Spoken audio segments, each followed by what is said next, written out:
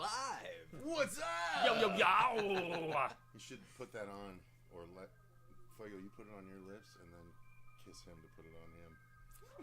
Come here, Fuego. Oh, man, I didn't sign up for this, man. Initiation! We're live. That's how we're going to get Yo, yo, yo! We're going to do it publicly. We're jumping in. Even though we already did it in always. private. Thanks a lot that I have to do it twice. It's a double down, man. Yeah, man.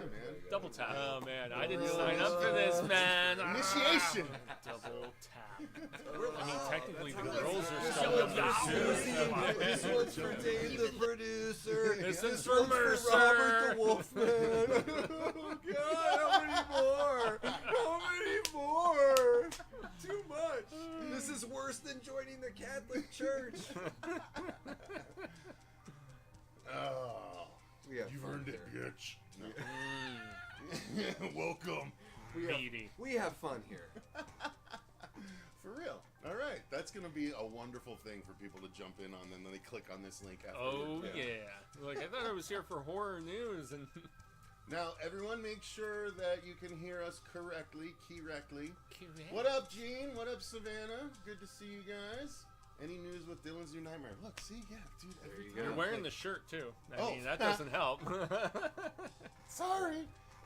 Actually, there is, I mean, the amount of news is not much, but it's that we are planning the first meeting about development on Dylan's New Nightmare 2. That is to say, the meeting is about development, not that development is beginning. I already have the first script. I'm going to need to write another version of it, so that's kind of what this meeting is going to be about. The meeting, however, may not happen until July. So after July, I'll have a more concrete idea about what is happening with Dylan's New Nightmare in the near future. In the meantime, I am working on 2 different other scripts 2 times that are hopefully going to be getting some traction here in the near future. So, yeah, Dylan's New Nightmare is still very much on the radar. You know, Vin, Miko, and Dave are all ready to jump back into the discussion. Those are the people that are going to be a part of the meeting, and there's a chance that someone else that had a slightly more tangential role the last time is going to be coming on as a producer as well. I'll wait until that's finalized before I announce who that is. So they might be a part. They might be a part of that meeting too. But yeah, so that meeting is going to be happening soon. We're going to be discussing the script that has been written and talking about which pieces of it we're going to be porting over to version 2 of the script. Because I always knew there would have to be a version 2. Possibly even a version 3. Truth be told. So, And I can't wait to go and fetch Dave McRae's coffee. Oh my gosh. Guys, that's the proudest moment. I'm going to get myself a trophy. It's going to be me on one knee holding a coffee up to Freddy Krueger. Just to commemorate that moment. It would be amazing. Absolutely. If I'm lucky, if they invite me to be the coffee getter. RD Rodriguez, hello gentlemen, good to see you. Hello. Ryan Olachow in the chat, good to see you. Full Moon Watcher. What's going on, guys? Good to see you The as dead well. hate the living. So yeah, hey everyone, I'm Cecil Laird. I mean, Fuego here. Davey Deathray. And this is the Horror Show News With booze. Oh, sorry, this is Davey's first time, so and we're gonna have to record a new intro. I know we do now. Oh, speaking of intro, yeah, absolutely. All right, here we go. Grab a seat, it's news with booze.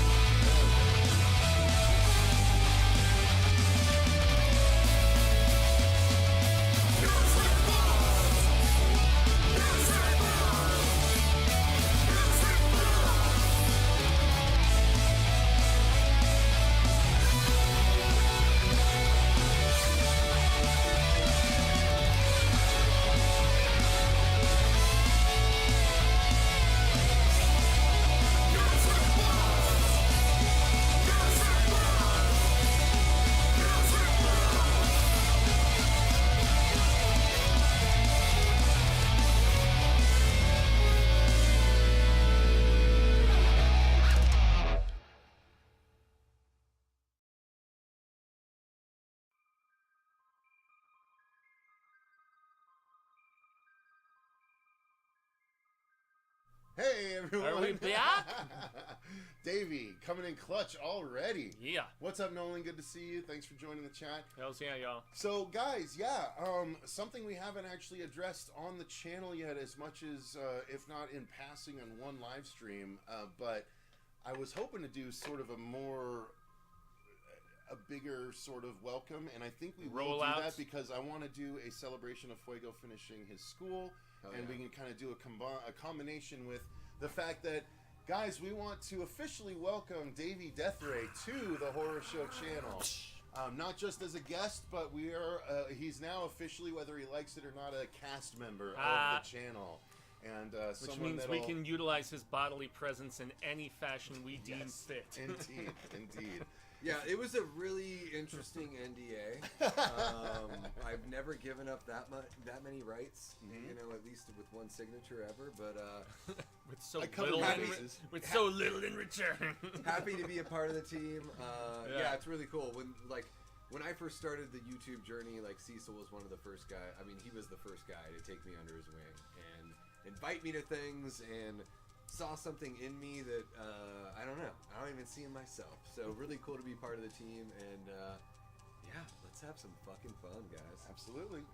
Yeah, because it was when you were interviewing Vin at the convention that I first met you, at least. I only asked to and we talked Castlevania.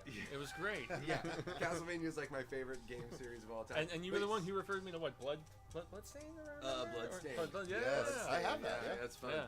But yeah, I reached out to Cecil to interview him because my very first YouTube video was on my phone, and it was a non-spoiler of Dylan's New Nightmare, the cut that you showed at Mad Monsters. Yeah, nice. Yeah. So it wasn't even, I don't even think it was the final cut. So yeah, and then I wanted to interview you, Cecil, and you're like, well, I show up to the event. Mm-hmm. Cecil's like, well, Vin is here if you'd like to interview him, and then the cold sweats just came. I was like, oh, I have to talk to Vincent DeSanti. And prepared. Another amazing guy, super friendly, it was amazing. A great time, so, yeah. So wait, did you see it at Mad Monster or at Gathering of the Ghouls? I saw both. Oh, okay. But you did the interviews at Gathering of the Ghouls, right? Yeah, and I saw it there. I saw it there. It was July 10th, a couple years ago. I got to meet Dave McRae, my favorite YouTuber. I mean, it was amazing. He was in full Freddy makeup. Okay, yeah, awesome. He was in makeup. Yeah. And then, we didn't meet that night, but loved the film. Nice. And was like, I gotta hang out. I gotta meet this guy and ask him, because everything with fan films has just been going. It's just been progressing in this.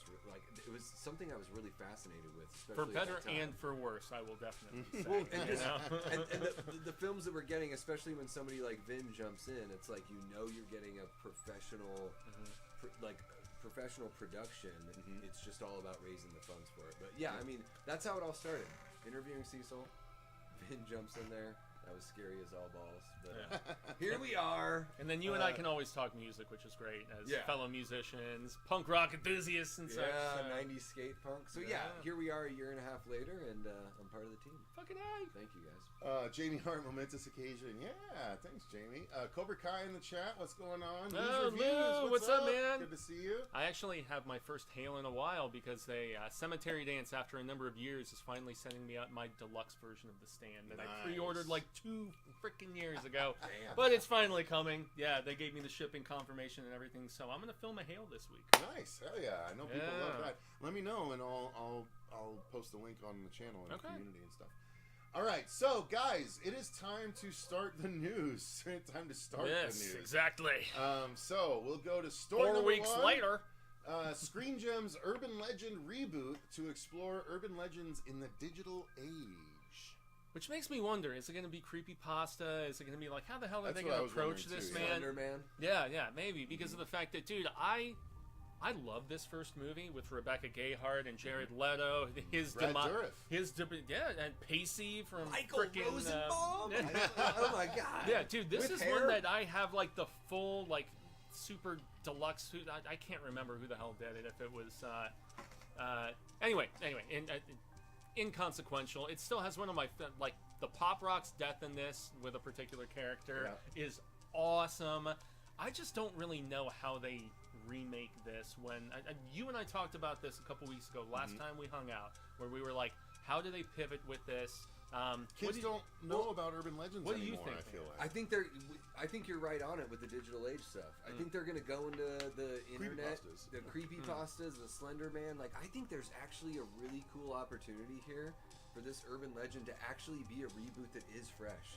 Like, when people are like, why are they rebooting I Know What You Did Last Summer? That's like, the one I don't watch that understand, trailer. but- They're going with the same Literally story. the same plot. Yeah. So it's just- and I saw your post and- about and- it, dude, and you were just like, "This looks Yeah. identical." Yeah. So I think that urban legend is actually, we always talk about, like, when people talk about movies where they're like, oh, we wanted remakes of the ones that didn't have the shine. Yeah. Like, we want the Prowler or the Burning to have a reboot Yeah. and maybe launch a series. And I think that, like, urban legend is the one out of the 90s where it's like, if you I really update loved those it, urban man. legends, it's not really going to be a remake. It really is going to be updated for the modern age, and even us old cats are going to get what's going on. Well, there's, maybe we're wrong, right? Maybe we're not.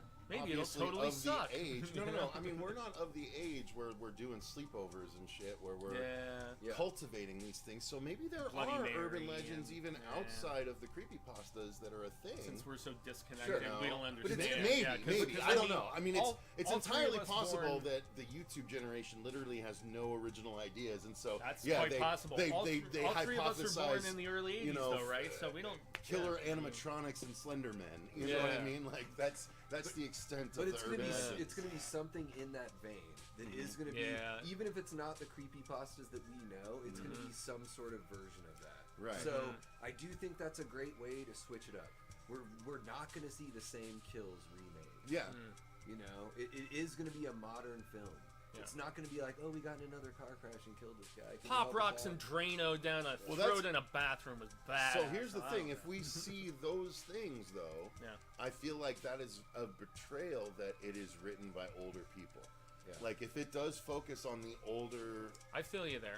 urban Okay. legends, I feel like it's written by people like us, Well, and all or we were- as opposed it to needs to younger be- people or people Where it needs our to be age a trying fresher yes, perspective. trying to give a fresher Yeah. perspective. So that'll yeah. be the next piece of news, right? Because I know they've announced the production company, What up, the Fauci? producers, but they haven't mentioned who are the creators. What up, Tyler? Good to see you Yeah. too. So that'll be the next.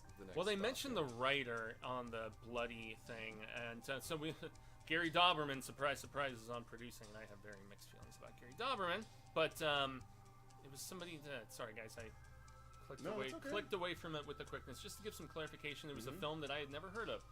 So the writer that is on board is someone who did a film called Killer in Red.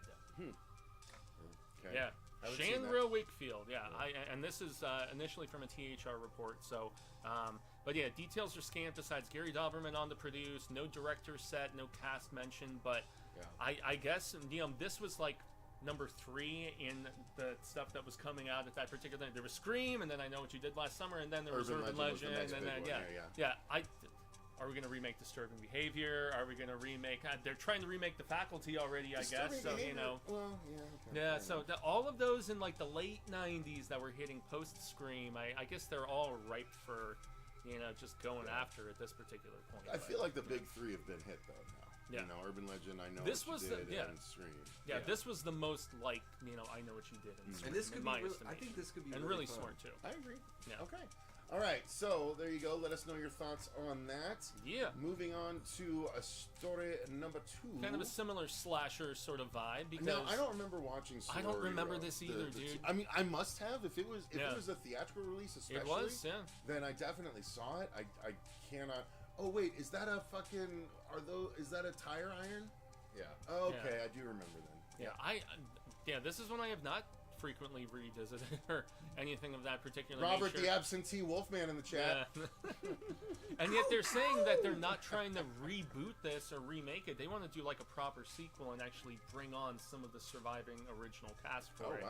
But since it's Fucking 15 years later, like no one clearly gave a shit okay, back but then. maybe- Like but- why go back to It'll it be now? Well, 16 it was like a years by moderate- the time it comes out. because this was a remake of a previous movie, right? So No, I this know. was in the 2000s when they were remaking. Well, Black Everything. Xmas was kind of a pseudo rebequel. Well, I mean, sort this of is the thing, same year you know? that the Friday So, one yeah. came out. Yeah. I think I've only seen the original. I don't think I ever saw the remake. Yeah.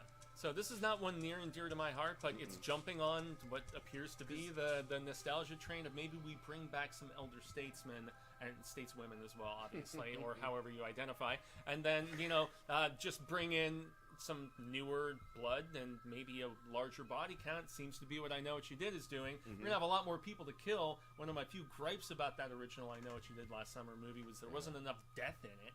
Yeah. You know. Well, and it was based on a book that's like yeah. Like I've read the book and the book has 0 kills.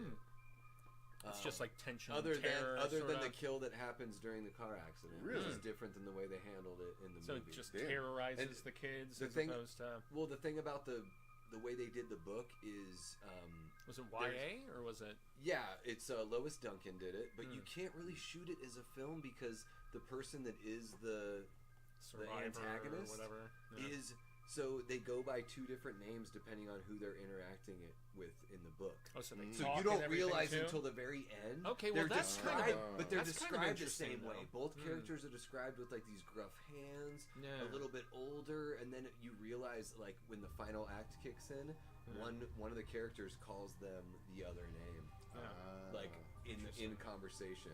Gotcha. And so yeah, the way the book is handled, you couldn't do it that way. But Sorority Row, is that the one that's like kind of like Halloween? It's like the girl's like Probably. brother that escapes from the could be. institution, right? Something like that. Let's see. I mean, I can pull. Yeah, I that was up. gonna say this is one that did not stick out in my head upon watching it remade. Like this came out in the early 2000s, mid 2000s ish. Yeah, 09. So this was around the same time they did the Bloody Valentine remake. They did this. They Friday did the 13th. Sorority sisters and true blue friends to the end until a prank gone wrong results in Megan's demise. Okay. Rather than risk their futures by reporting the crime, the friends agree to cover it up. Cassidy and company come to regret the decision a year later when someone begins sending them videos of the nightmare. It's just fucking I Know What You Did Last summer. Yeah, but Like, it what the also has some like Jawbreaker did kind of a similar thing too, right? Where they killed the Prom Night's very similar. Well, It's Very Bad prank Things. gone wrong. Very Bad Things. Love Very Bad Things, dude. If you guys haven't seen Peter Berg's Very Bad Things, what a cast, dude. Yeah, John hilarious. Favreau, Daniel Stern, Jesus, like that's exactly love that. I Know Cameron What You Did Last Diaz. summer. She's like, this is my day. Bam. Well, it makes sense then that they're number 1 and number 2. What up, Tony? Good to see you. Number 2. All right. Well, there you go. There isn't Sorority enough Row. we can chew on with this. So yeah. All right. So this story has number been- 3. Yeah, and talk about a long Davey gestating. had a lot to say about this one. Yeah, well, and this is one where the start-stop of all of this business has been just mind-numbing because of not only the rights issues with the property, but also the fact that I'm intrigued with the premise. You know, being a prequel, focusing on Jason's mommy dearest and everything. They did a complete overhaul, fired showrunners. I mean, so much stuff, and I'm stalling a little bit just because of the fact that I want to. So was it? Is it Cardellini that they chose at this particular point? Yeah, Linda Cardellini. Linda Cardellini is going to be playing her. Yes, exactly. But it's actually in production, so we're not only Pre-production. talking pre-production. I thought they announced they had started filming. That's the thing that really sort of we were talking about that earlier. Okay, They hired this guy, Yeah. Brad Caleb Kane, back in September. Yeah. They just announced a week and a half ago or whatever that they're in pre-production. Yeah, I saw that report. So the thing is like, yeah, he was hired. A month later, we had a Friday the 13th, or the same month we had a Friday the 13th. There was another one in December. I thought at least in December, put out like a poster, put out even just your title card. Yeah. Like, do some fucking work. Something. Because they announced this thing in October of 2022. Yeah, and because audiences have been salivating ever since for anything official Jason related. And as much as we love Vin's work and stuff from other fan films, I mean, something in the official realm is really what people want as kind of a what's the word looking for? Something that it says it entered production. That's what I thought Yeah, too. it That said, they started Friday the shooting 13th streaming series has officially entered production. Crystal Lake production offices are live. It's all happening. So they wouldn't have opened production offices. Yeah, if that's it was what I still in thought was that pre-production. they had actually So they started have filming production. Yeah. I don't know that filming has started, okay, but but they're building past the sets. They're pre-production doing stage. all They're of that. they're casting. There was like a random like background casting that went out for a TV show that was being codenamed as Mama's Boy. Oh, that's hilarious. And they're like, we want people that look like 70s, like no tattoos, no facial piercings, like long they're keeping 70s it period. haircuts. Yeah. Like, I appreciate that. Actually. Yeah. well, and they're advancing it a little bit, right? Because Jason apparently, I think in the series, Jason died in the early 60s, like 63. Okay. So I think they are bringing it to like To the 80s, maybe? I wouldn't maybe be mid to late surprised. 70s to where Jason dies and I would 5 hope years so. later From the when he 60s to comes the back. 70s doesn't feel like enough of a jump as far as I mean, that everything being a is set in concern. the fucking 80s at this point, man. Well, you're so gonna- we don't need. You're yeah. going to want to brand it, so you Yeah. want to brand it within that time. And I think the only thing that was as odd as the whole like she gives up her singing career. Like I didn't like I don't want her to have a reason to sort of resent Jason. But I dig the idea of like she feels like she goes out to this place. Maybe she's ostracized from her family because of what happened. So she has this kid that's different. Yeah. She goes to this camp. She finally finds a group that accepts both of them.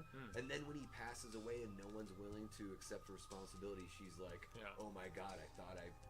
Like, Hence the the inciting whole world is incident. crumbling. and No, but everything, to be yeah. fair, from a writing perspective, No, I didn't know. from we a were, writing perspective, yes, they could play that as she resents him because she had to stop singing, or conversely, they use it as a example and a demonstration of how much she loves him, that she's willing to give it up in order to focus on just being a mom without resentment. Yes, that's true. Right? That's true. So it could just be another way for them to show why she cares so much when he fucking drowns. Sure. Because she not only, I mean, think about it, right?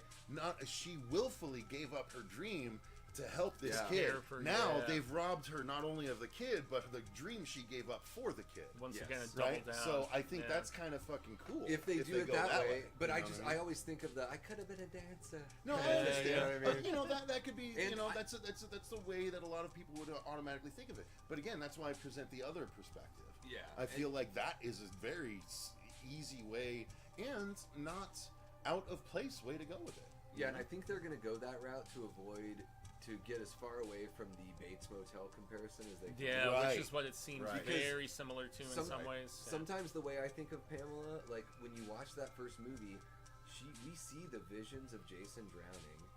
So you're getting the idea that she saw it happening, that she heard him, and part of me is like, did she let it happen? Yeah, that Did was she where I was just facilitate about to it, cut you and off. then I'm she glad just I had a didn't, yeah. psychotic break and just blamed it on the kids as a way Yeah. to, so but that's more justify of the her Bates conscience Motel. or whatever. Yeah. You know, Fair. And that's something that could still be like, again, we have a whole season, right? So the Yeah. first half of the season we could be thinking one thing, and then there's a turn in which Yeah. we see, oh no, that is what she was thinking.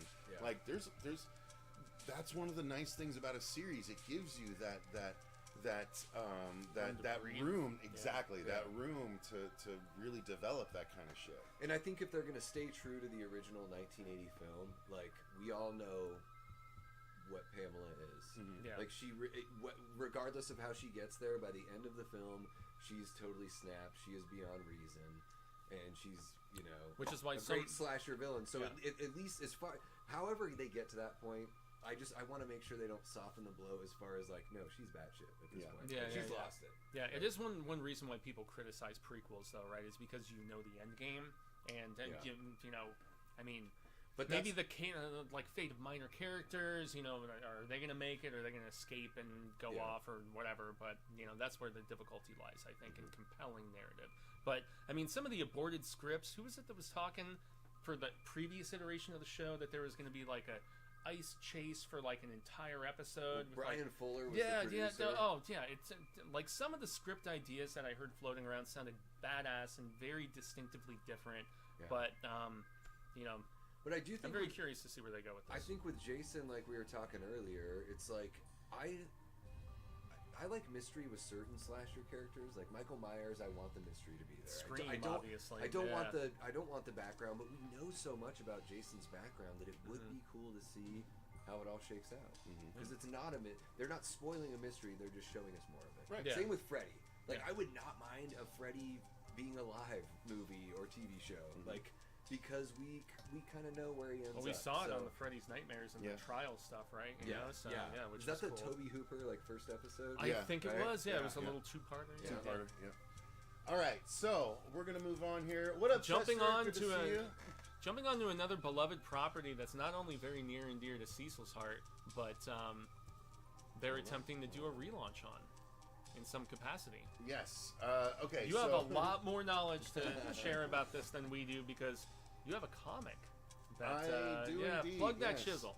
You know, I might as well grab the issue that's behind us here. Yeah. And guys, while Cecil's grabbing the issue, make sure to click that like button. Bammer. Hit subscribe if you haven't already. Share the channel with somebody who you think would dig this kind of content. Just get it out there. Indeed. And you know, I realized as we were just discussing that Friday the 13th thing, I'm going to start clipping up the news and just each story I can put out as a separate video. That's what Campia does, man. Each of the big stories he clips from the live show. You know. There's a Tremors comic book. This is the 3rd issue. This is also the first issue that has a story written by me in it. Boom! And I'm also going to have stories in issues 4 through 6 as well. So I am a regular writer on the Tremors comic now, and it's a Tremors comic that is run by the people who now have retained the license. It's not run by them, but it is approved by them. Oh, I see. Okay. They are aware of it, and they are letting us continue with it for now. But technically, yes, they clarified. So last year, technically, they got the rights back to the series, but apparently it was a bit of a process, a legal process, and so where they've ended up is they did regain the rights to the original script. However, the original script was called Beneath Perfection. So they do not have the rights to the title Tremors, and they only have the rights to all the characters in that original script, which is everyone in the movie. So then also the term graboids, I would imagine? Yes, graboids are okay. Well, that's cool. But it's only the worm kind. They do not have the rights to shriekers or ass blasters, which is fine. I never liked them. Sequels, the worm kind are the scary kind anyway. Side note, I actually have the rights to ass blasters, but for a totally different reason. Tomorrow is Cinco de Mayo. That's why I'll probably be there too. So yeah. Yes, and that's part of why. Hang on. Oh shit. Where is it? I'm gonna show it to Fuego if I have it, and I don't have it right here readily available. Of course. Hold on, folks. That's all right. But yeah, so they did also say that because the rights to the original script are back with them, they have the rights to Valentine McKee's character. So they are developing script ideas. They are also considering ideas featuring Kevin Bacon's character as a return. Yeah. However, they said they are not accepting outside ideas or anything like that. I saw that in the bloody disgusting. So that's where we're at. There is a possibility that we will get more material. There's something about all of this which I cannot talk about. Yeah. However, that's what I wasn't sure if you could or not. So I cannot talk about everything regarding this story. I'll talk about it later on my channel, Davey Deathray. Make sure you subscribe. Yeah, pulling back the curtain. I'm spilling the beans. That's the only reason why I joined the team. Insider information. Yeah, 3rd or 4th Tremors series attempt. I don't know about a series again. Is where I. No, I think Tremors works in the movie area. I think the series was fun, but it's just a Monster of the Week series at that point. I think focused movies. Although you're coming in the anthology realm, right? So I mean, you've shown that maybe a series that was anthology might work. Anthological, yeah. If someone had a great anthology idea, geez, that would be awesome. I mean, you would need a number of them, right? So I know. So anyway, yeah, that's dope. Sweet Cecil, congrats. Thanks, guys. Love Tremors. Yeah, no, I appreciate it. It's awesome, and I'm hoping that the comic isn't where this all stops. So there's a lot that could happen, but at the very least, it seems like the series is alive and kicking. Whereas it had been fucking stomped into the ground by the people that took over after the last two entries 5. Because I loved 5. 5 was good. 6 and 7 were such awful. ass. Oh my god. Yeah. So yeah, there you go, guys. That is the Tremors story. Moving on from there, we get to Warner Brothers confirms both Gremlins 3 and Beetlejuice 3, although they haven't officially announced it as Beetlejuice yet. Yeah. How could it not be, though, right? Yeah, well, I mean, it would have to be. And, Gremlins has at least remained in the public eye with the animated stuff they've been doing. They just on dropped Max. episodes 6 through 10 of season 2 about 3 weeks ago. Yeah. I'm making my way through that. Yep, I had it on the spreadsheet. So. And Gremlins can just sort of be updated with time. I mean, I think the 100%. sequel sort of upgraded. I think it's one of those, like, if you have the right people in charge, we could have a really fun third Gremlins movie. Well, Zach Galligan's been game to go do it for a decade, or more. Bring Phoebe Cates out of retirement. I would love that. Ooh, dude, you got to bring her back to tell one more tragic story. Like, yes. It's such a great runner. Make it a Valentine's Day movie. Oh, that's a good idea. Right? We need more of those. Idea. And with Beetlejuice, I love 2. Like, I love 1. I actually prefer 2. I grew up 2 watching so 2 way more. Just like I grew up watching dude. TMNT 2 way more than TMNT 1. Same. Yeah. I think the sequel stretches, and it like expands everything. Yeah. In a way that totally makes sense. Dude, that Key and Peele sketch is so. It's like this was pretty much what the writers' and I heard that was one like. of the creators of Gremlins 2 said that it's not dissimilar from what actually happened. I it's thought sort of like, it was let's Dante play. that said it. You're talking about a brainy gremlin with glasses and a suit singing New York, New York. I love it. It's in the movie. Hulkster, the Hulkamaniac, the world champion of wrestling. He's in the movie. Fantastic. So good. good. Whereas with Beetlejuice, I kind of don't care. I don't want thought it. The second one Beetlejuice was not that great. It's basically a like it. remake of the original. It had so many of the same beats. There were zero stakes. And then other adding beats what's her that- face to the movie didn't. And dude, Monica Bellucci did nothing. Nothing. She just floats around and Yeah. kills people you don't care about. The whole third act, is- like the whole final confrontation, was so the song sequence was so bad. There are no stakes in that movie. Yeah. That movie is like the most. I was like, wow, this is even Catherine O'Hara, who I friggin' love, is phoning it in. And Michael Keaton was the best part of the movie. Oh, like well, he's still surprise, great. surprise. Like he's still great, but it's like this is the most unnecessary sequel I've seen. Yeah. Well, I mean, know? the fact that they've been working on it was supposed to be Beetlejuice in Hawaii. It was Beetlejuice, would've been all cool. these That was a different long time things. ago, A long ass time ago, Yeah, for sure. 91. Yeah. Yeah. But I mean, yeah. dude, like Pitch Meeting annihilated this movie. It's like 4 different movies in one, It and is, none of them really felt like they really materialized or Yeah.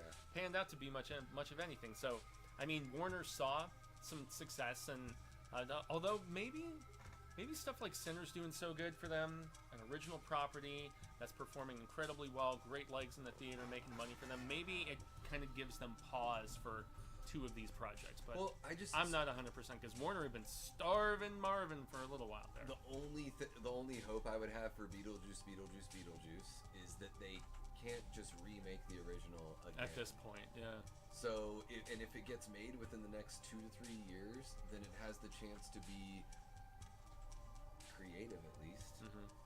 Well, I know Ortega let's see and what the Keaton audience both thinks. said that they had Gremlins so much 3 fun with it. I think is more. That's the one that I would say it's more bankable Yeah. for like something I would be interested in. Yeah, Just and- threw a poll in the chat for you guys. We'd love to know your thoughts on which are you more excited.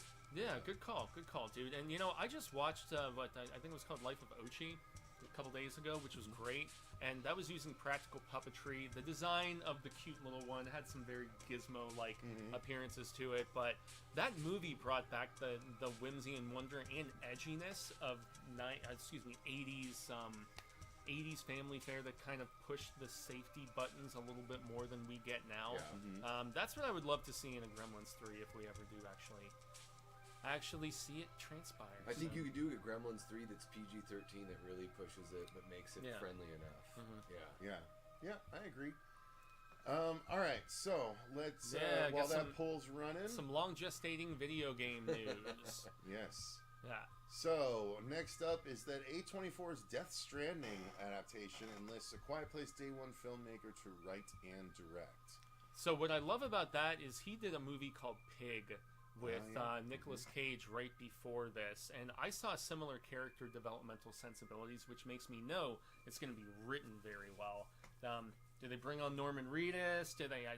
I'm not really familiar with the game. I haven't played it. I didn't play it. I watched a lot of coverage about it, but it just was criticized for being a glorified walking simulator. You know, you're just delivering packages across the countryside and avoiding traps and You're an having to Amazon build driver. ladders and shit. Yeah, and like, yeah, because I heard that it's kind of a trippy, nonsensical story. Yeah, and maybe bringing on somebody with savvy like this guy could make it better from a narrative standpoint, and tie in with the IP, because we know how important that is now, right? So, well, and they announced Death Stranding 2 recently, which looks like an even crazier experience where they're diving more deep into the monstrous aspects of the universe, which is cool. Like there's oil monsters and like things like that seem, or they look like oil monsters. I don't know if they're actually oil or not, but it's a really cool world. Yeah. And considering I know that they wouldn't make a movie that is just a walking simulator, I'm excited that they'll be able to distill it down to the best aspects and make a cool movie out of You'd it. hope so. You figure they're gonna try to get Norman Reedus. I mean, it's like Yeah, You'd think so. I mean, besides The Walking Dead, That should have he's been not part really of- doing that much. So, so I mean, that's- bike riders and that's something that like when these actors now are signing up to be realized in a video game, Yeah. that should be part of the contract. Is like, hey, I think that's if the video game gets turned into a movie, like we're gonna either be double like, option you're gonna, sort yes, of thing. like, Yeah. First look. For this little bonus, you get this. It's almost like with an athlete. You're like, hey, we'll sign you to a $6 million contract if you throw this many touchdowns or whatever. You get another $2 million. Yeah. You know. Tyler Adams says hype for both, but Gremlins is so good. Yeah, so far it's 62% Gremlins, 38% Beetlejuice 3. Robin Daniels in the chat saying, watching You also right now. I didn't watch You on Netflix. I know watched there's a lot Alex of hype Myers, and behind he it. kind of Yeah. tore it up a little bit after season 4, so it didn't ever seem interesting.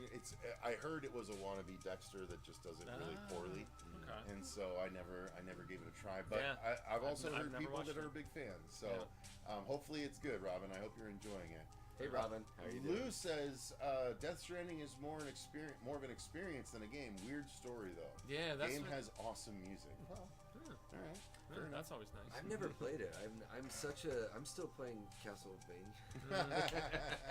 Contra. Still play that. Yeah, I love that. I was actually just bought the Contra Collection? collection, yeah. So good. Yeah. So fun. Yeah, I bought the new one. I'm recently such that an they old, put like- out, where I you did can too. play as girls too. Yeah, I got that too. I haven't played it I yet, though. started with the Atari 5200, Nice. so I'm still stuck in. I the was old an days. NES Dude, I get it. Yeah, Pitfall was crazy back then. It was crazy. All right, so next story. The next one warms my heart a lot, although I still have some skepticism because Kristopher Landon has been trying his ass off to get this made, and in turn had difficulties, and therefore went over to another Why though? screen Weren't movie. both and of went, them like? they Yeah, were they're like both very moderate. successful. They were Successful? moderately Moderate? successful. I know the first one was much more well received than when they went to the sci-fi slant with the second one. I thought the second one was a little more emotional. You and I, after we reviewed the second one, stuff with her mom and everything, which hit pretty hard. I just love Jessica Roth, man. I want to see her in more shit. She was on that Prime show with Cusack that I can't remember the title of, but they killed her off pretty quickly, and I was disappointed. She's underutilized in not just genre, but just in acting in general, because she's sassy, she's funny, she has really good energy. She can play dramatic when she needs to as well. Yeah. I'm just a big fan. First What do you think one of this made franchise, 55 man? million. Second one made. Are you a little more ho-hum on it? I have only seen the first one. Okay. Never saw the sequel, but I did just see Drop, and I do think with like Kristopher Landon's style, I think he does have like he's able to sort of replicate styles that are reminiscent of things that I really enjoy. I mean, there was even though I think Drop is kind of middle of the road. I don't know if I'll ever watch it again, but I Yeah, I enjoyed probably will. watching it. Yeah. But there's a Hitchcockian kind of vibe going on there, and like I dig that small story. Just a couple locations. Yeah. Almost real time.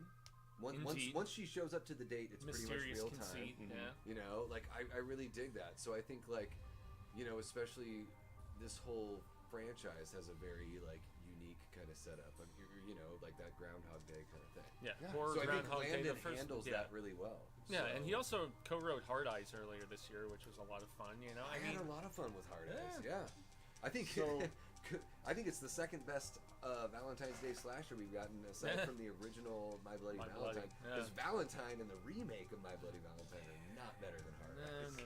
So Happy Death Day 1 cost $5 million to make. It was and Blumhouse. Yeah. It made $55 million domestically, Yeah, I but knew that one. $125 million worldwide. Yeah, so that's major, but the second sequel one was a big cost step $9 down, million, right? and it only made $28 million. And that was what caused the locally hesitation. and $64 million worldwide. So Still- half of what the So there was first still one profitability, Still but they were profit, worried about a yeah. waning sort of interest in the But property. that's the cool thing. You just let it breathe. Absence makes But- the heart grow fonder.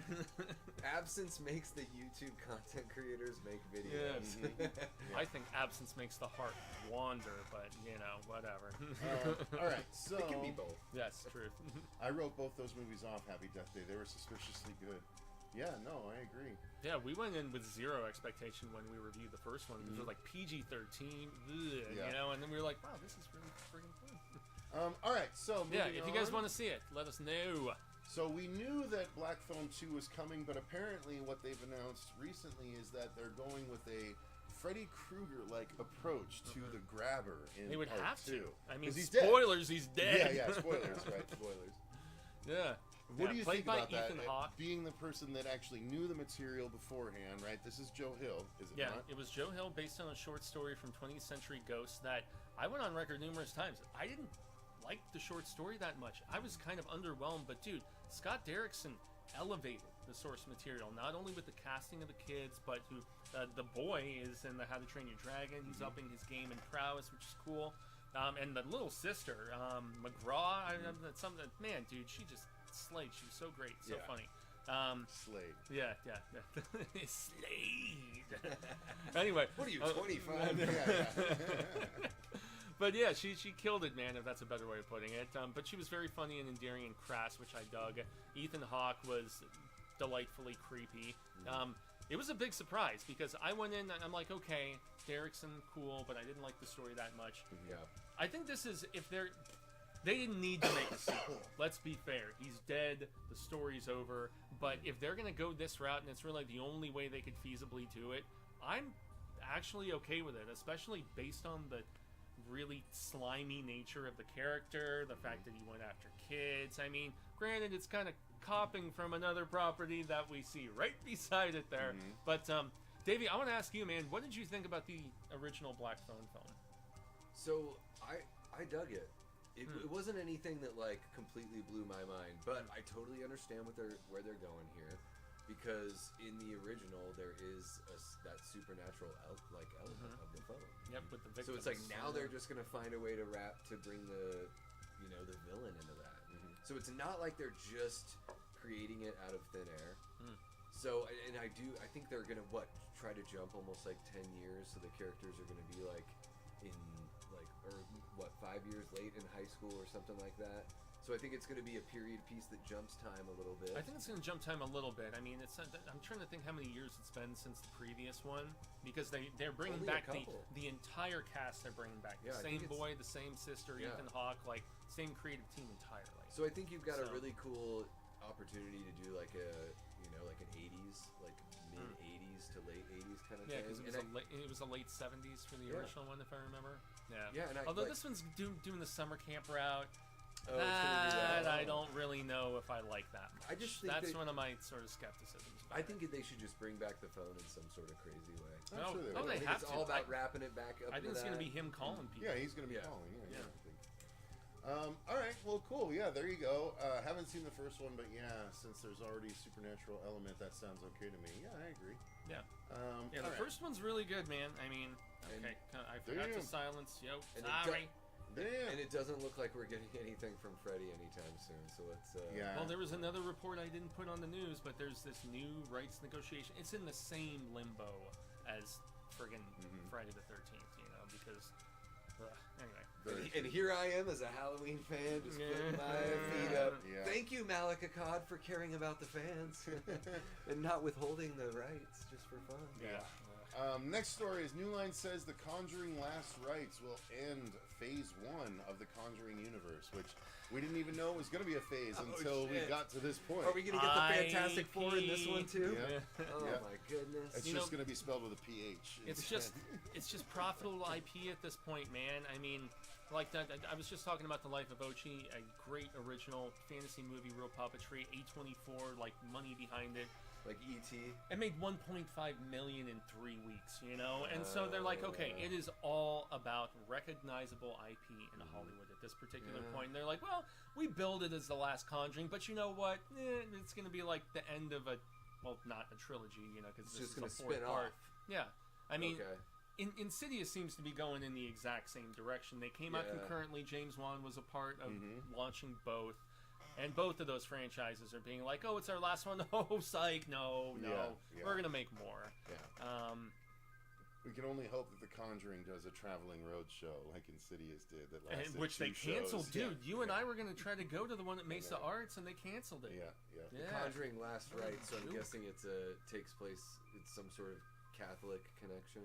I heard it might be one of the last cases that the Warrens worked. Yeah. I think, if I recall correctly, it was the last one. But then it kind of makes you wonder, so how did they spin it off? Sans Warrens, and I don't really know. Yeah, I guess that's true. I mean, because then it's just like anything else. The Warrens worked in other cases, though. So they have to, yeah, that's true. But they also have to, if they pass, they'd have to bequeath their room upon somebody, right? So it would probably become the room, different objects in each movie. Yeah, because Annabelle and the Nun are both spin-offs, right? Yeah. And La Llorona, although they ended up striking that from continuity out. Did they? Which is really weird. But isn't La Llorona is like a classic? It is, but they tried to fold it into their continuity. One might call that a modern day urban legend. Yeah, they might say that. All right, so Conjuring Last Rites. We'll see what happens. More of them. Yeah. I'll be there to watch it. The first two are incredible. They're incredible movies. Yeah. The third one is kind of butt though. Which doesn't give me much hope for this one. All right. Story number 10, the Barbarian director, Zach Kreger. Also Weapons, upcoming in August. Yep, is making a new Resident Evil film that supposedly is going to focus more on the first and second game, but we've heard that before about the very last movie that we got. Which they just, like 3 or 4 years ago, the last one. It was just like 3 or 4 years ago. Well, and that was the plan originally when Romero was hired on, before they even started the Paul W.S. Anderson. It was going to be... He wrote a script for the first game in the mansion. I need to see that movie about that. Oh, the doc about it? Yeah, there's a whole documentary. Yeah, there's a whole documentary about the unfinished, unmade film. Can you imagine hiring George Romero for your video game zombie movie and saying, "Sorry, George, I just don't think you quite understand the material." Even though they said, can you imagine the audacity? That's fun. All of the Japanese creators said that they were inspired by his movies to make this video game. He directed a commercial for the second game that was a Japanese commercial. Yeah. This is... And in some ways, I love those moments of stupidity where you're like, dude, you guys had it on a silver platter. Mind-numbing. Yeah. I still have a fondness for those live-action cutscenes in the original Biohazard, as cheese dick as they are, getting attacked by the dogs in the grass at the beginning. It was a different time. It was very exciting. Yeah, FMV was really revolutionary at that point, guys. Sega CD. Anyone remember Night Shark? I think what we got here, though, like, I don't know, man, with how Weapons looks, with how, like, serious it looks. Yeah. This is in good hands. It just makes you wonder, I mean, can you balance the action and the horror? Because Paul W.S. Anderson obviously went way more action-centric. And can you go with the mood and the atmosphere of, like, the original video game? Like, maybe we do need to, like, take it back and, give some credence to the fact that original game was a hit. Yeah. So maybe you do, like, fast zombies, whatever, that can be really exciting and all that kind of stuff, but maybe we just need to bring it back to basics. A mansion with zombies. Yeah. I think Code Veronica was still my favorite. Yeah, that was my favorite entry. And when I'm a Resident Evil 4 guy, like, that's it's one of my favorite video games, but I think zombies are more interesting than what's going on there, as long as you do it the right way. Yeah.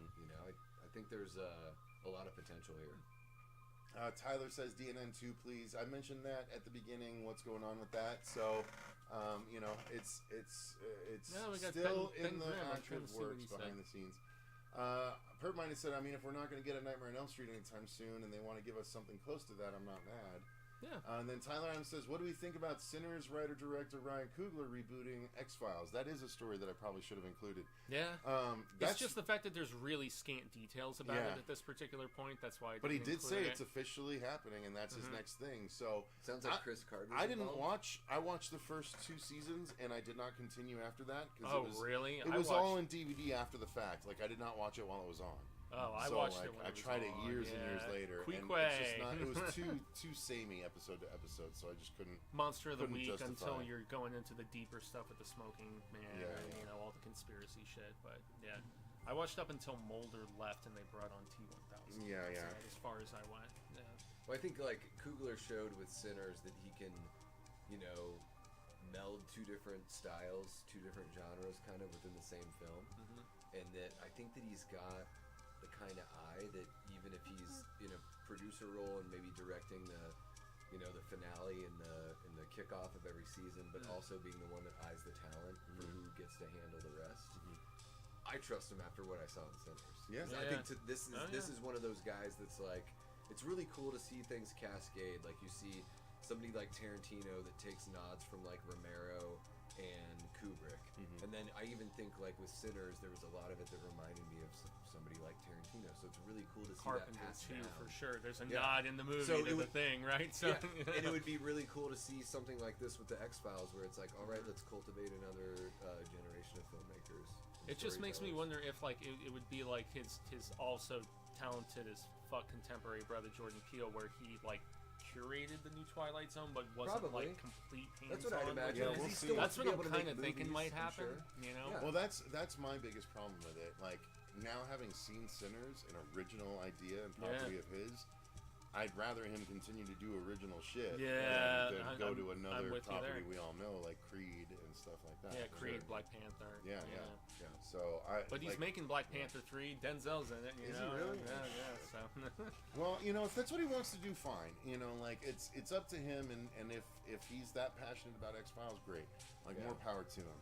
I just would prefer original stuff because now I see how much his original stuff can be, or like how awesome his original stuff can be. Oh, okay. Pop like crazy like this one did. Yeah. All right, so moving on from that story, we get to Herbert West Re-Animator getting a feature remake from the Haunting in Connecticut writer. Yeah, and this is one where it was just a brief little blip on THR and Deadline, so we don't really have a lot of information about this, based on the Lovecraft short story, obviously. I haven't seen Haunting in Connecticut. Is that one that you and Marsha liked, if I remember correctly? It was pretty good. It wasn't bad. It's like young Kyle Gallner. Yeah. Okay. Was he in it? Oh, man. That's when like the crazy stuff Gallner. comes out of their mouths, like almost like I still like, remember it was the poster, right? But but it's got this weird like melted caramel look kind of thing. It's just kind of like Supernatural. And it's what Outcast did. Remember? Oh yeah, Outcast. I'm getting that confused. The band? No. Bombs of a manga. I love Hey Ya. So I'm, sure. I don't love or hate the Re-Animator series. Like I love the first one. It was like diminishing returns with the later ones. I only ever saw the first one, and that's Stuart Gordon. Yeah, because they did Bride of Re-Animator, and then Beyond Re-Animator was the third one, which was as direct to video as could be. So Beyond Re-Animator makes Beyond Thunderdome look amazing. Yeah, so not much to say about this one, guys. I mean, I know we love the Herbert West character to a degree. I mean, the very lovely Barbara Crampton was in that first Reanimator too.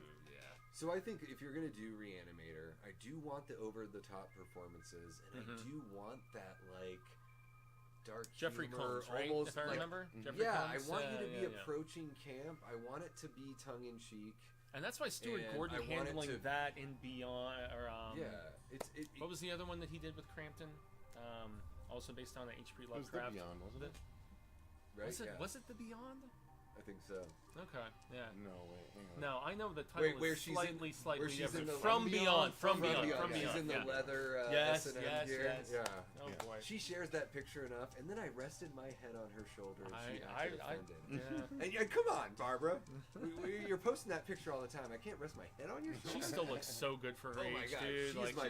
She's had some work done, but she still looks fabulous. Oh my god. I still have a massive crush. I do like with this one. I hope they like what I like about the original is that it does just sort of push those boundaries and go in that Yeah. kind of Evil Dead 2-ish sort of vibe. I like that. It just makes me wonder if they'll go the exact opposite and go more true to like the dark, stark humorlessness of the source material, which, yeah.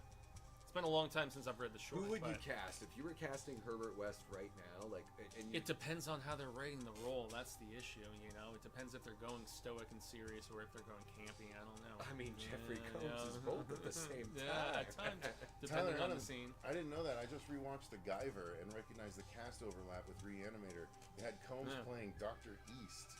And David Gale was the bad guy. Crazy. That's cool. I love the Guyver movies. Those both are awesome. All right, so I would cast Josh Hartnett as Herbert West. I can see it. that could work. That's can what I. see it. That's Yeah. my. I know you guys didn't want to contribute, but I'll contribute that because I'm loving the resurgence of Josh Hartnett. Yeah. and I think that he could have a lot of fun. You need to watch Given- Trap then, dude. Trap If you was have- terrible. Yeah, Give him- but he was fun in it, dude. Give him Like, kind of a bad haircut, make him sort of a sweaty, nervous nerd. Oh, so Yeah, good. I can see that. All right, so moving on from that, So we this get is to... Next is another video game one that I never played this. Do you have some? I never insight played to- it, but I watched Let's Plays of it, and it scared a shit ton of people on YouTube. Because it's like you're playing a mortuary assistant, right? You have to prepare the bodies for storage, cremation, all that kind of stuff. But as you're doing it, like these ghouls and ghosts and stuff start just like appearing. So like as you're walking, like you swing the camera to walk down this hallway, and suddenly there's something standing in the corner of the room, and you turn away real quick because you're scared. And when you look back, it's gone.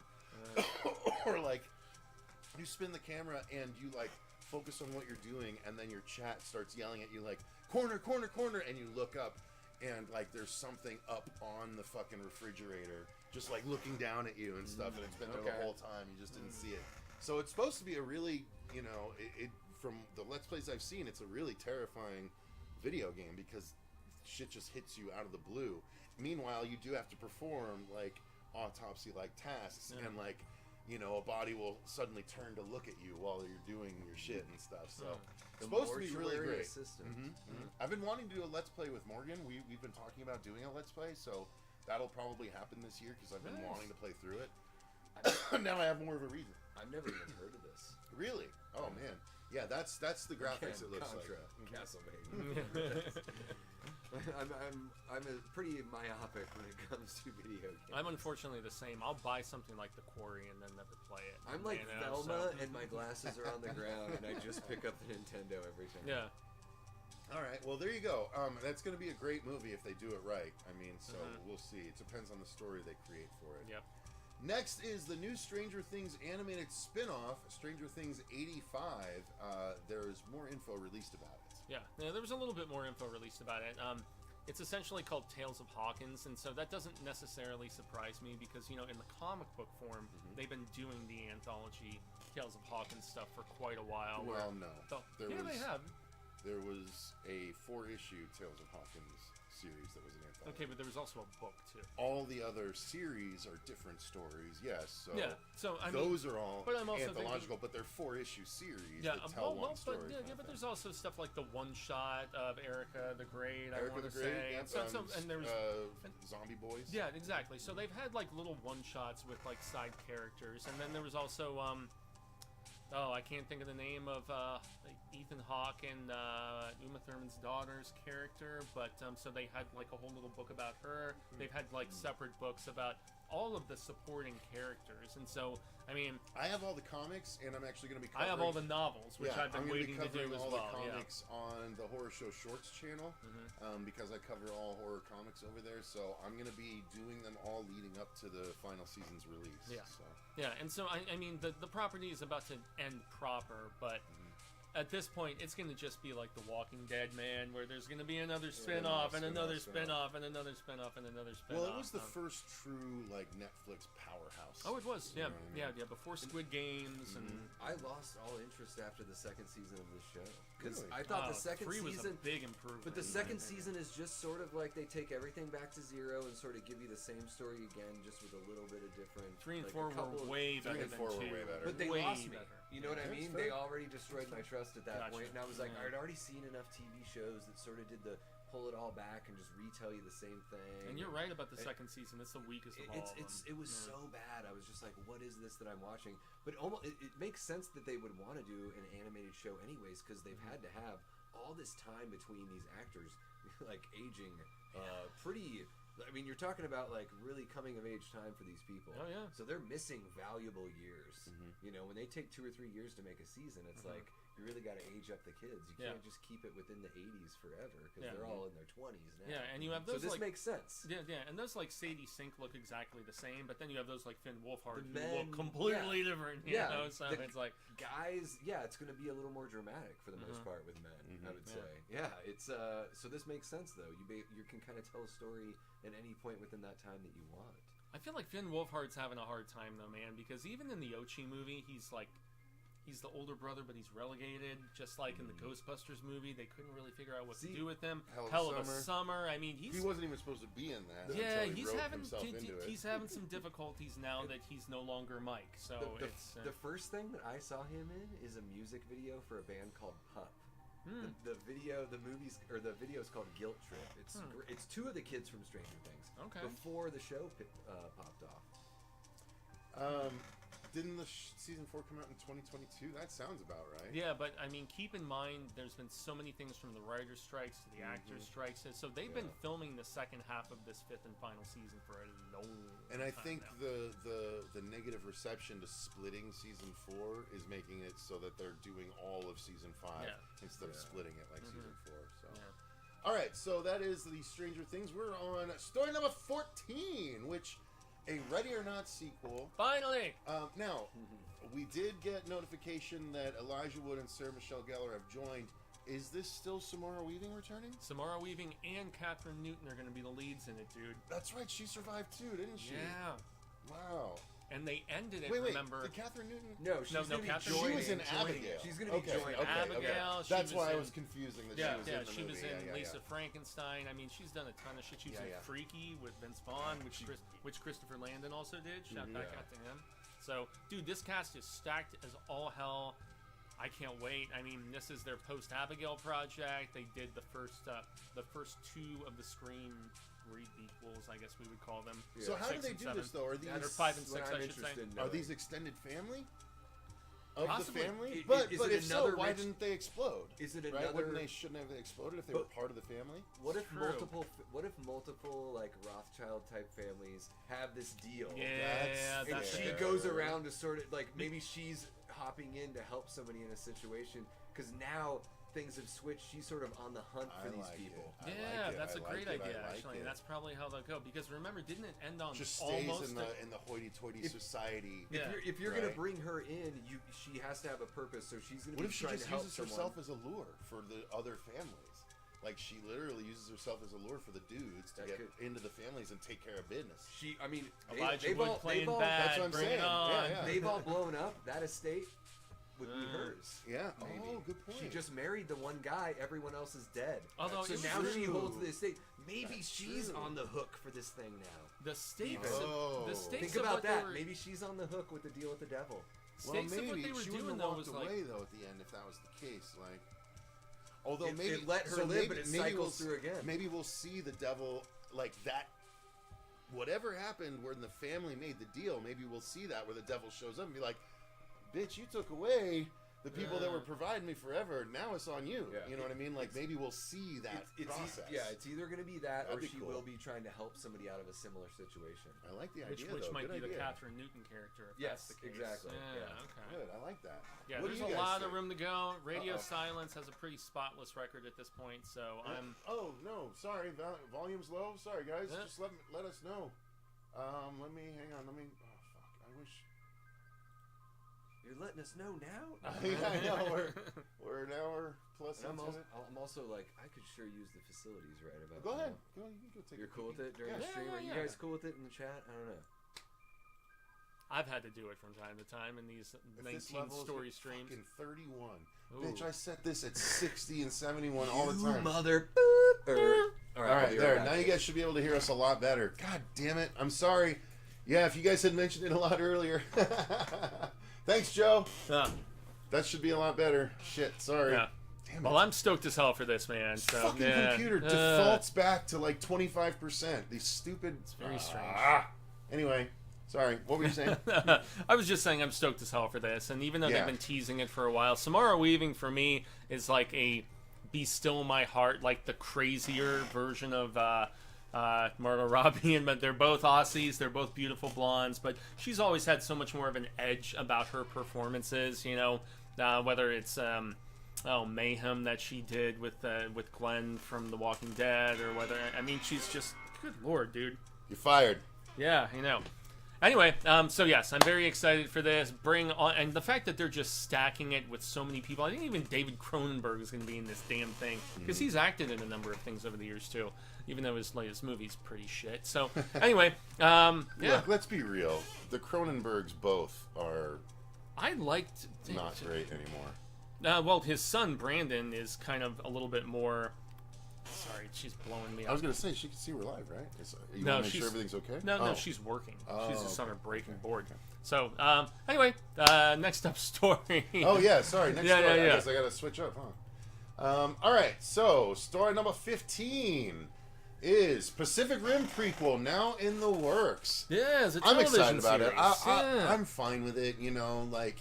The first Pacific Rim was what, 2010? Like years and years ago? Guillermo del Toro directed the first one, Yeah, and they so pivoted with the second one. I think 15 years later, we should be able to match the quality of the effects even in a TV series. Yeah, So, especially with Amazon, Bezos money, and they're going like full on after acquiring MGM.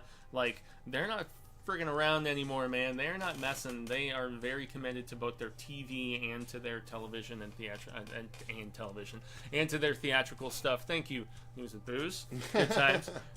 But yeah, details are scant. It's in development. It's not been greenlit, so it's one of those situations where I can't say that I remember the lore enough to know how they would explore it in a prequel series sort of format. I mean, they've done comics and stuff to kind of flesh out some more backstory. I And lore, rewatched right? both within the last 3 months.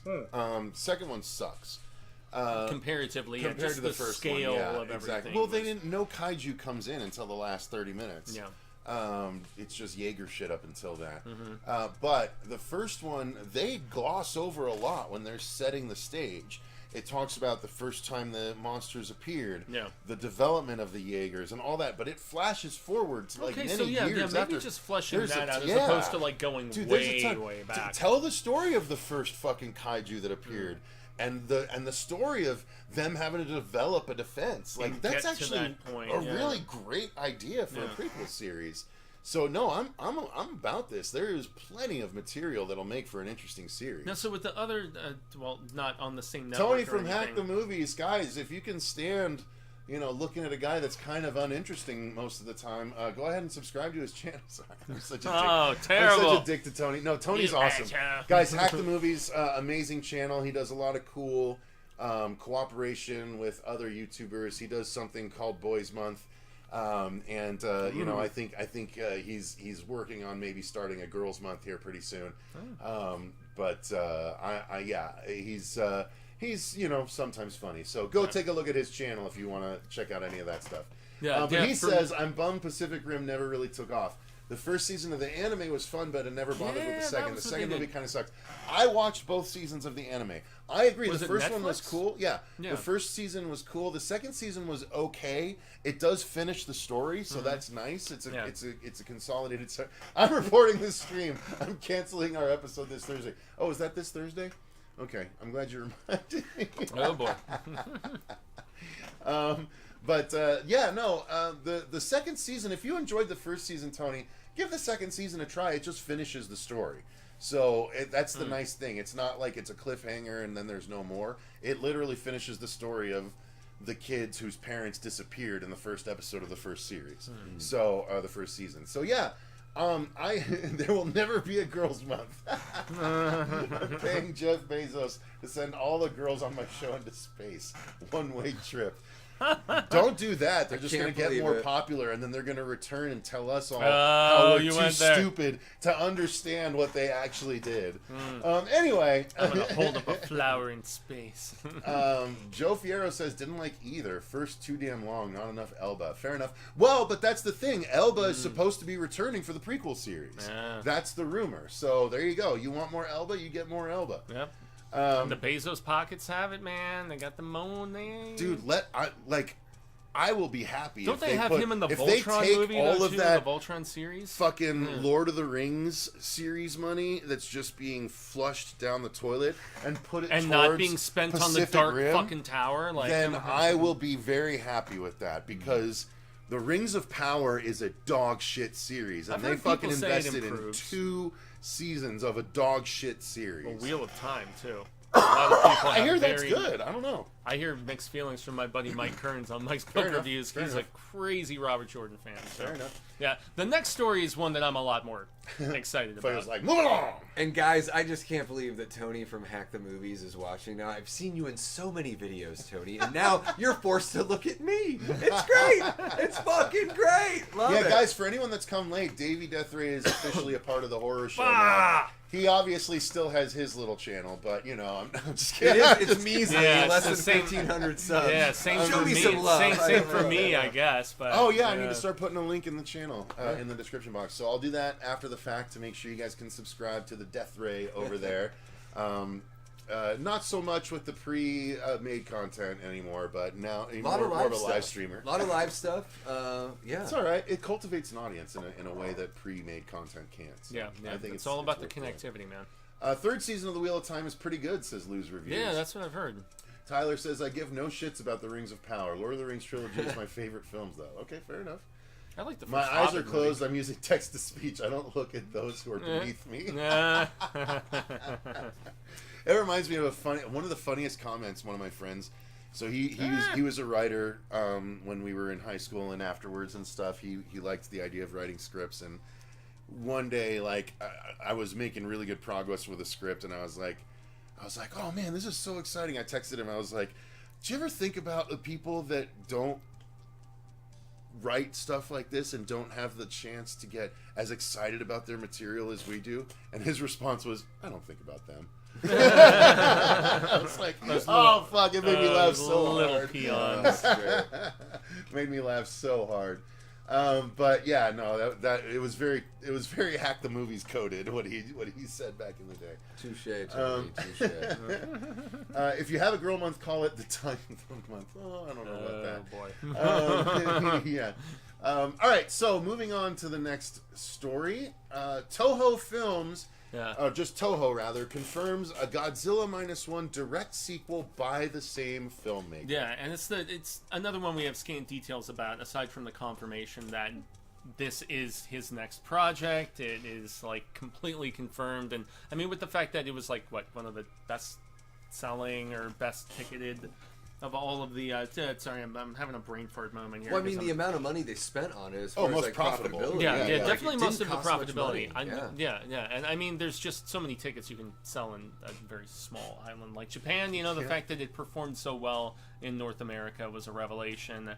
And so, yeah, I mean, there's also other Godzilla expansion projects for more global prowess and awareness and everything, but this is going to be, like, the touchstone, like the main focal point is it's going to be a direct sequel to this movie. So I'm assuming some returning characters, you know, whatever else. So yeah, I mean, they teased a little something at the end. They did? -1 where there is left the door open. Yeah, there's something that's 2 different things they teased, actually. There's something on her, and then the tail itself with all the Godzillas growing off of it and stuff. Yeah. So yeah, lots of different things they could do. Yeah, but so they were thinking forward, obviously. it was my favorite Godzilla movie of all time, and it was very readily apparent. Excuse me. Bless you. Well, that was going to be the case immediately after watching it. I was like, Yeah. That's the best Godzilla movie I've ever seen. Yeah. And I'm not a big fan, but I'm a fan of the American Godzilla movies that we've gotten recently. But this was just way different. made Godzilla scary. His atomic breath for the first time was atomic breath. Yeah, the opening and like scene it was of that fucking movie was- awesome. Yeah. So yeah, I'm super excited about more. It definitely had that more serious tone for sure. It reminded me a lot of, I know when we did our review, I think we watched it at different theaters, Cecil, but we did the review here on the channel. Yeah. And it reminded me a lot of Jaws in certain ways, like the camaraderie between the guys, the time they spent on the boat. minesweeping and everything like that. Even the similar dorsal fin look of the tail, Sure, just like like going the through threat the water. and everything, and just and and it also, like, I thought there was something really cool and kind of punk rock about it, to where it was like, we're getting to see, as Americans so far from Japan, we're getting to see that there was this anti-government sentiment after World War II, because they really felt like they were let down from their government, and it was kind of cool to see that. We're not the only people that, like, kind of hate our country and love our country at the same time. It was just sort of, there was something, like, refreshing about that, where it's like, somos mismos, like, we are the same. True. Yeah. You know, it's like, why we have such a great connection with Japan, and them back to us, you know, through pop culture, and I thought that this movie is such a great example of that. And a movie that tried to make me cry. You tried Godzilla. It got me. It got me, man. And that's part of why I loved it so much. The fact that a Godzilla movie made me care. Again, kaiju movies notoriously don't give a shit about their human interest. characters. Yeah. And the fact that it was despite focusing on them a lot sometimes. Yeah, too, yeah, which is but what's such so a funny brilliant about it. idea, simple kamikaze pilot that doesn't go through with it and feels disgraced That and has to opening rebuild his scene life, and the taking on of a family that's not his family, and just how much real care man. by the end. It was just brilliantly done. And so give me more. You know, I don't mind. I don't think it's going to cheapen the story of the first to do more. I don't think they necessarily should continue with those same characters.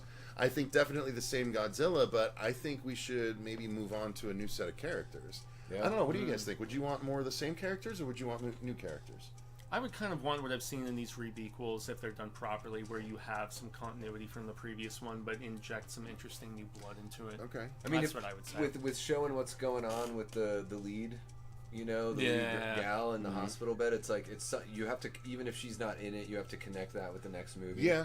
Well, you don't have to, but yeah. It seems like that's the most obvious thread. way to do it. It seems like you would want to do that, but I do Yeah. think, like, we were kind of talking offline about this, like, earlier, and it's like, yeah, to have a special effects supervisor as a director of your film is it saves really you a lot of money, beneficial. probably, too. Saves you a lot of money. They get to work in tandem with the production. Like, my brother does a lot of VFX and a lot of matte painting, and sometimes he's brought in at the very end of post-production. Yeah. And so, like, to Clean have them some stuff working up or while whatever. you're making the film, like, you're going to get a better product. Thanks, Tony. Yeah, so I combined the end of Shin and -1. So Shin had the multiple Godzillas on the tail. Okay. Yes, this was him growing his head back. That's right. Okay. Yeah. Thank you for the clarification.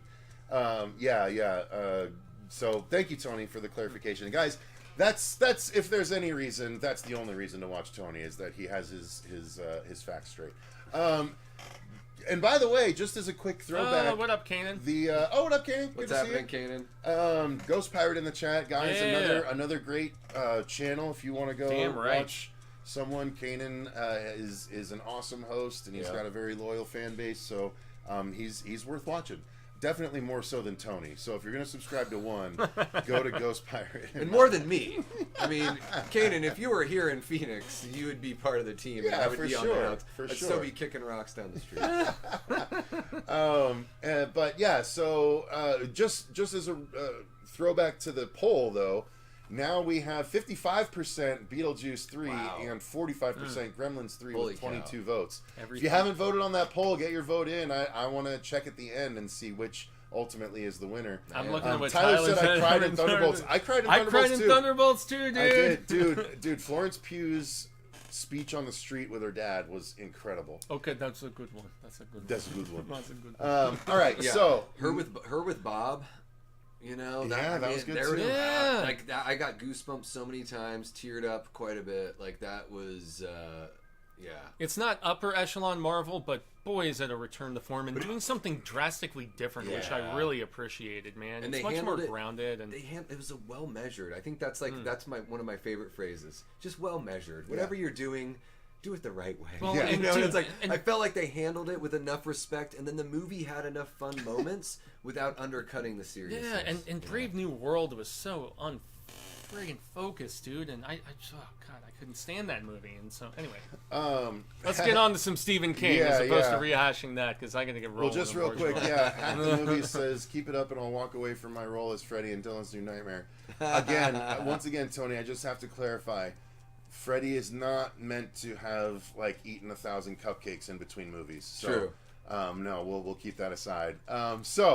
Dave McCrae. Fatty Krueger? Is that Fatty, what you're talking Fatty about? Krueger. Dave McCrae has what we call a runner's body. And I only make that joke because I'm so tremendously bigger than Tony that I can do that with my tongue firmly planted in my cheek. All right, so episode story number 17, Mike Flanagan's Carrie series. This is the ordered big by one of the other two. So Zon. you know what? I'm actually gonna lightning round the other two real quick Okay. because the biggest one is 17.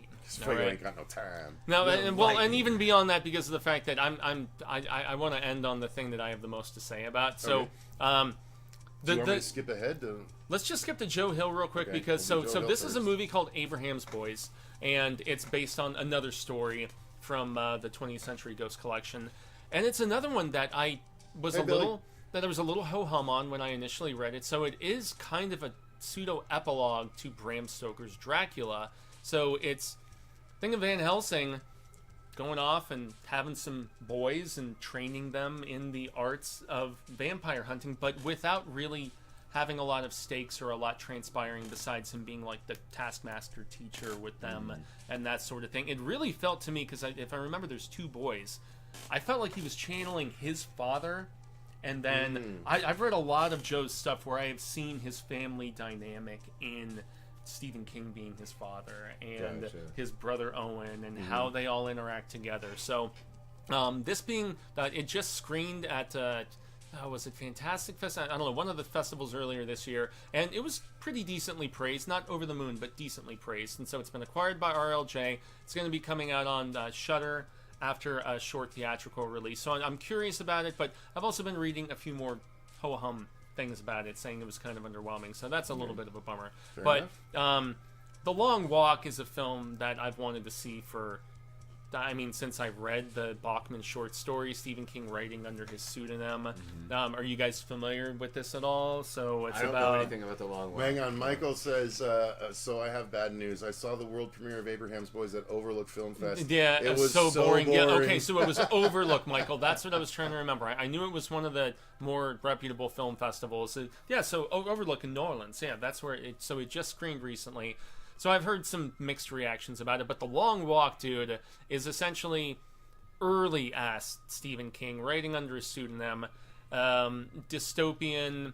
You've got a selection of boys that are all walking, and after you fall behind, I think it's 5 miles an hour or something like that, you get one warning. If you find yourself falling a little further behind again, you get a second warning. Third warning, you're shot and killed by a firing squad. It's all broadcast live on TV across the entire world. Okay. If you are the one person who makes their way all the way to the finish line, you get all the wealth and privilege, save your family out of poverty, all that sort of Isn't stuff. that just Slow Running Man? Well, Slow Hunger Games. Well, I mean, all of this was before these other Slow things. Battle Royale. Yeah, exactly. Well, all which came after, Yeah. you know, and so it's kind of Running odd. Man was after? Running Man was 2 years published after this, but he wrote The Long Walk in college. Okay. So yeah, it was one of his earliest books, but it's got great camaraderie amongst these it's 5 or 6 boys. I'm trying to remember how many, but they all kind of group together. Some of these boys, and then there's other factions. They all kind of group together. So it has kind of that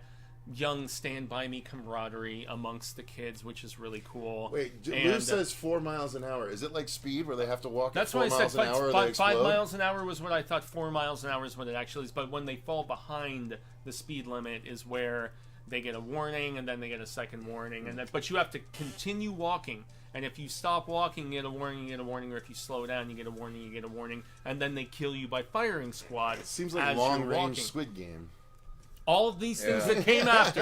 And that's the problem with this property, is the fact that since so many things that did something similar It's gonna seem that derivative. came after, it's going to seem derivative. That's my, and it's being directed by the guy who did the last few Hunger Games movies too. Oh, okay. So that's another bit which maybe could work against it. They're probably really going to sell the fact that, you know, written by Stephen King. It's also coming out in the same year that we have the Running Man remake coming out too. You know, so that's maybe good. I don't know.